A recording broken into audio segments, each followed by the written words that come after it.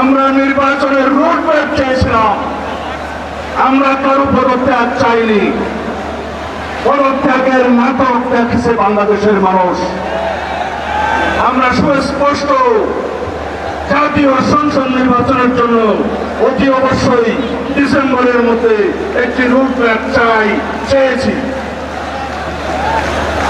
আমরা গণতান্ত্রিক অধিকারের জন্য যদি কথা বলি, সেটা যদি আমাদের অপরাধ হয়, সেই অপরাধ আমরা বারংবার করতে পারব। আমরা আশা করি এই সরকার আইনের শাসন প্রতিষ্ঠা করবে, আদালতের রায় কার্যকরের মধ্য দিয়ে ইশরাক হোসেনের শপথ পাঠ করাবে, এই সরকার নির্বাচনের জন্য রোডম্যাপ প্রদান করবে।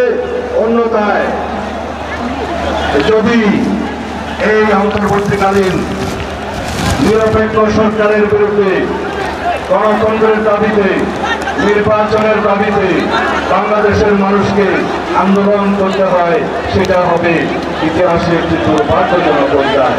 ওয়ালটন আবারও মিলিনিয়ার অফারে ওয়ালটন ফ্রিজ কিনে আপনিও হয়ে যেতে পারেন মিলিয়নিয়ার।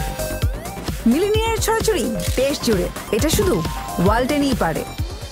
আমি আর বেশি বক্তব্য দেব না, সবাইকে আহ্বান জানাচ্ছি, আমরা গণতন্ত্রের পক্ষে ফ্যাসিবাদের বিরুদ্ধে যে জাতীয় ঐক্য গড়ে তুলেছি, সেই ঐক্যকে শক্তিতে পরিণত করি।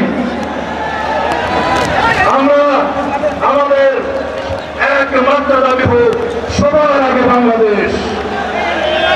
আমরা এই তারুণ্যের শক্তি দিয়ে বাংলাদেশকে সেই জায়গায় নিয়ে যাব, শান্তি, প্রগতি, সমৃদ্ধি এবং একটি সমৃদ্ধশালী দেশ হিসেবে আমরা এগিয়ে নিয়ে যাবো ইনশাআল্লাহ।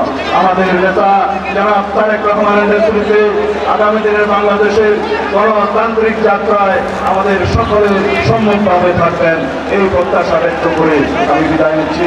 খোদা হাফেজ। বাংলাদেশ জিন্দাবাদ, বাংলাদেশ জাতীয়তাবাদী দল জিন্দাবাদ, বাংলাদেশ জাতীয়তাবাদী দল, ছাত্রদল, যুবদল, স্বেচ্ছাসেবক দল জিন্দাবাদ।